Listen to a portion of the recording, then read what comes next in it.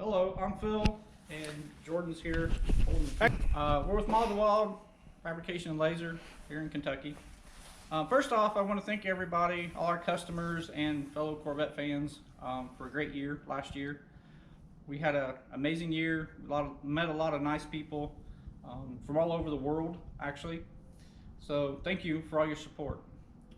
We've decided to, next year, Jordan's going to run NCCC low speed events, maybe a few high speed events all over the country, run for points. It's a good opportunity for him to get some seat time. It's also a good opportunity for us to test out some new parts that we're going to be introducing over the next year. We plan on introducing a lot of them this year. We're going to step up our game and introduce a lot more parts. Yeah, we have a lot of parts that'll be coming out.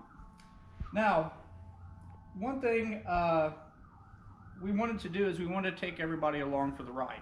So we decided to start this video series on basically what NCCC is, what autocross is, what it takes to do it, what to expect, what not to do. I can tell you a lot of that. And also the big thing is, what does it cost to do this? You know, if you want to go run NCCC and you want to do autocross, you know, is it hard on the car? Do you have to do a lot of maintenance on the car and a lot of repairs? Or is it fairly inexpensive? How much does it cost to set the car up? So we decided to do this series to explain to everybody what NCCC is, what autocross is, or in NCCC terms, low speed and high speed events. And also show you what to expect if you go to one. And the biggest thing is, we want to show you it doesn't take a whole lot of money to build a car to go do autocross. The C4 is probably one of the best cars to use for the events. Especially for beginners. Yeah, especially for beginners. You can buy these rarely inexpensive. From the factory, they handle quite well. You can improve them with just little modifications. And again, you can go from basically a bone stock street car, and you can go clear up to a full-out race car. There's a class for everything. So we want to help everybody understand that, hey, you can go out and use these cars and have fun with them. It won't tear them up. You can still be somewhat competitive even if you don't spend a bunch of money. And you get to meet a lot of nice people. I've been doing this for years, and I still, to this day, see people at events that I raced with 15 years ago. The thing with NCCC, it's a Corvette organization. They have a lot of events, not just low speed and high speed events. They have road rallies, they have car shows, they have drag races. So there's a little bit for everybody in it. And we need to get more younger crowd involved in it. So we're going to take the opportunity to start doing videos to kind of take you on this journey with us over the next year, on us going out and running these cars in some NCCC events. We just kind of want to give you a kickoff video to let you know what we're going to do. But we'll go over the whole thing. I mean, I'll show you exactly what we have in each of these cars, what it costs, what classes these run, because all these cars run different classes. This right now is probably about a Group 2 car. This is a Group 3 car. There's different things that makes them different groups. We'll go over all that. But again, we don't have a whole lot of money in these cars. You know, this was a salvage car that has a salvage title. The top one up here, the blue car, clean title, just had a bunch of miles on it, got it pretty reasonable. And again, we've done all the work ourselves. And these cars aren't hard to work on. If you do a little research, there's a YouTube video for anything anymore, you can work on these cars yourself. Now, with that being said, we also want to take the opportunity to build a car with you guys to show you, okay, this is what it takes to build the car. This is how cheap you can build a car.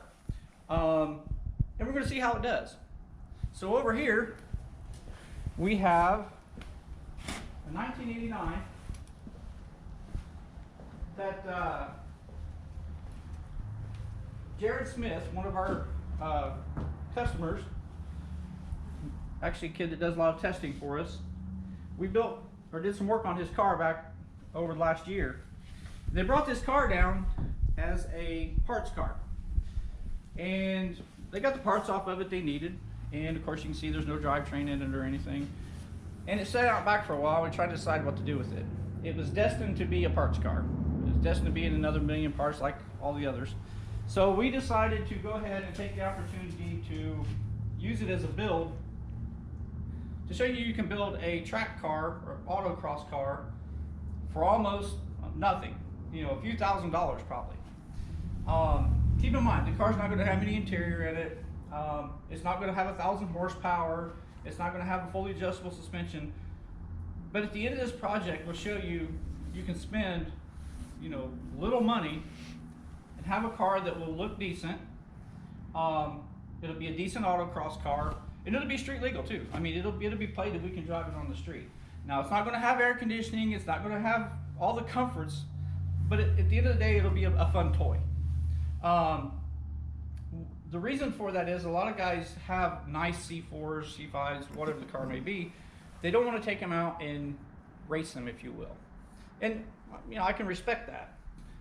So why not build something dirt cheap that you don't have a whole lot of money in? You can go out, beat on it, have fun, and at the end of the day, you're not tearing up or, you know, racing your nice car. So over the next couple months, as you can see, we've already started working on it, but I haven't documented everything. We're going to have some videos coming out on exactly what all we've done to it, and we're going to keep track of every dime we spend on it, you know, how we saved money, where we got the parts, and those type of things. So it'd be fun to follow along. There's plenty of videos out there of people doing it with drag racing cars and those type of things, but you know, it's time we do one for an autocross car. It's a fun sport. A lot of good people in it, and again, it doesn't cost a whole lot of money to get into it. So again, follow along. If you have any questions or want to know what we're doing or how we're doing it, please feel free to ask. I do want to take the opportunity to thank Belle Tire and Van Steel Corvette Parts for coming along for the ride. So they'll be sponsors on the car, if you will, I guess, next year. Two great companies to work with. If you need Corvette parts, suspension type parts and stuff like that, definitely go to Van Steel. They know what they're doing. They are the Corvette people for suspension stuff. Need tires, please reach out to Belle Tire if there's one in your area. Great group of people. So again, follow along. Next video we'll start on this and I'll show you what we got going and what we're doing with it. And again, I'll keep track of exactly how much we've got in it, how much money we spent, and why it's an ugly collar. There's actually a reason that it's this collar. Not because we wanted it to be, but anyways, again, on behalf of Wild, thank you.